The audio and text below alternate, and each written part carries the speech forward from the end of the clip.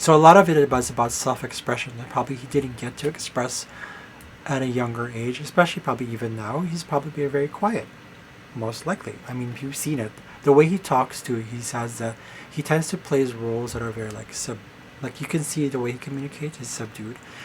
Plus, because Mercury was in retrograde, the way he communicates is not only subdued but also kind of like quiet and calm and nice and loving, and sort of there's a bit of secrecy to it because it's hidden away. It's in 12th house. There's also, because of the retrograde, there's also a lot of internalized overthinking, repetitive stuff. Right? Mercury in retrograde is inward. It's an inward expression, so rather impression, so to speak. It's impression rather than expression of Mercury, where self-expression, because they're tied in, or unusual self-expression, or rather extreme power struggle, like kind of Plutonian self-expression of the sun, identity, all that is affected by this retrograde, specifically because Virgo is right here, and Virgo is ruled by, its ruling planet is Mercury, basically Mercury, but also Chiron. So we have to look at both sides here. So we have a lot of 12th house issues connected directly with 7th house, but also because you have the opposition here, right here, right? That means he's had to come to terms with how he relates with people who can accept him at not only at the surface level but also at the subconscious level, pertaining specifically to everything that's very Virgo. Let's look deep into this one because I kind of want to go deep into it even more. So Virgo tends to be like hardworking, scientific, all about, like as the method before, very like discriminating, like pedantic. Right? That's perfectionism there. Clean. It's all, I live in a city where it's a sun Virgo. So the government, the head of the government tend to behave, the system here in the city tends to behave all about cleanliness. But there's a shadow to it. Shadow Virgo is completely letting go and not caring at all, just being aloof. So there's a lot of people that experience homelessness and poverty and also health issues as well. So that's very like also escapism. People, there are a lot of people here. You take public transit or out and just you'll see there's a lot of escapism going on: drinking, drugs, alcoholism, or abuse, those kind of things. So the shadow side of it also pertains to probably he experienced a lot of it in his own way, subconsciously, or rather, probably unconsciously too, because we have. Except for Pluto, we have this right here. Sorry, we have that opposition to Saturn. Saturn in retrograde. That's a weird one. Saturn in retrograde is the opposite of obviously Saturn. So instead of it being all about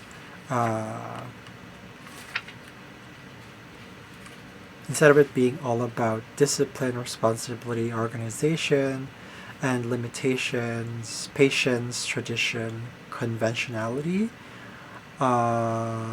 productive use of time, all those things. It's the opposite of that. It's more like kind of like a Uranus, where it's like it's openness and lack of ambition, so lack of organization, irresponsibility.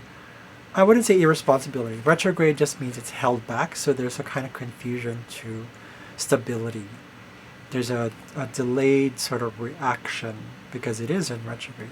So his workplace experiences, at least maybe before, because this is still where you see this one. He was born in Beirut in Lebanon. I did not know that before.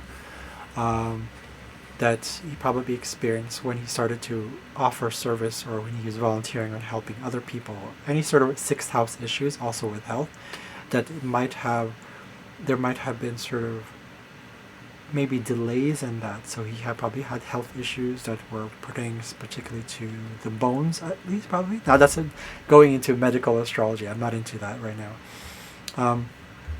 And particularly like instability or feeling of instability with his expression, self-expression and being himself, specifically to co-workers or people that he worked with, or when he did projects or volunteer work, any of that stuff that sixth house issue. But definitely instability also to health as well.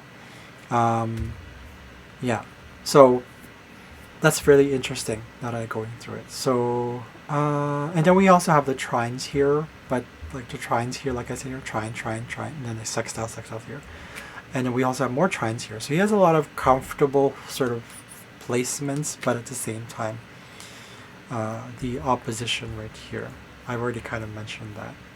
I'm not going to go too much into detail with that one, but I kind of want to give more of also an overview, but some details. I like to look at this conjunction here with his moon in Cancer, but also because his part of fortune was also in Cancer. So we have 16, 16, 16, 16. Okay, so all of this was in conjunction right here in Cancer. All of this, Venus in Cancer, Mars in Cancer, Moon in Cancer, plus part of fortune. So a lot of it had basically, to start off, is that his behavior, his soul, so to speak, like his habits, his emotional habits, the way he's experiencing emotions, movements, his needing to connect or to relate in a physical way. That's very moon, emotions, up and downs, upheavals, where we, a lot of it was experienced in the 11th house. Definitely, like, probably he was, he grew through that expression, because a conjunct is very much, like I said before in the previous video, that conjunction, the way I use analogy for it is like two cars in a road going in the same direction. Even though it might feel like competition, it's still growing in the same direction. So it's kind of growing together, even though it is a challenging aspect, because it might, especially if the planets are kind of different in nature, right? Especially with like sensuality and sexuality right here. So anger versus pleasantry, or anger versus pleasure, or initiative versus pleasure. It's kind of not really opposing planets, but they can be. So all of that in conjunction right here, as you can see, is in Cancer. So Moon is right there in Cancer, so it's pretty much like very Cancerian. His soul probably comes out even stronger, because we have it in the 11th house. It's not a 12th house. It's not the water houses, or it's not the earth houses, where it's a little bit more subdued, so to speak. It's not as expressive, especially in the water houses. So the moon in Cancer is just right at home there. Family was more probably important to him, but family through his social community, social circle, his friends, his dreams to be feeling like, I guess there's a bit of security issue there. Maybe not issue, but yeah. And with Mars there, it's like unexpressed emotions. That's more inwards emotions, like questioning himself emotionally. So he had to go through it probably more inwards. And if we looked at the cusp of the 11th house, it's Cancer rules this, so that means the moon is right there, and it's perfectly placed right there, right? It's very interesting, which is like, okay. Now that I think about it, actually, yeah, there are conjuncts. Sorry, I was overthinking. And then we have part of fortune here. Part of fortune here shows that it's all about family and security and ancestry. Sort of, that's how he's able to give much of his hidden talents. This is where he benefited most from it.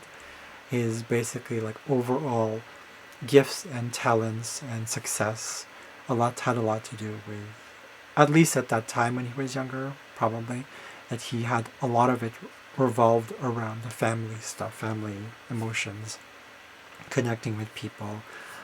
People also in the public as well, because that's related to the moon, but that's more of the moon rather than Cancer. Definitely like ancestry, DNA sort of stuff. Because they're all in conjunct, he was able to grow through his emotions. All of these are emotion related. Moon is emotion. Mars is emotion. Venus is emotion. but more so it probably came off very like he's very probably had a very close relationship with his friends, I would say, and that's where he was able to, in a sort of lunar way, shine in his own way. He was maybe probably very supportive, very loving and caring and nurturing to them as well. So I just wanted to touch on that because I don't have a lot of time. So this is really interesting. I probably can do some more later on this, but if anybody has any comments, put in the comments below, and what you think about this chart and what you think about Keanu Reeves. Besides the fact that he's really cute. So other than that, I'll see you guys later. We're out of time. Okay, bye.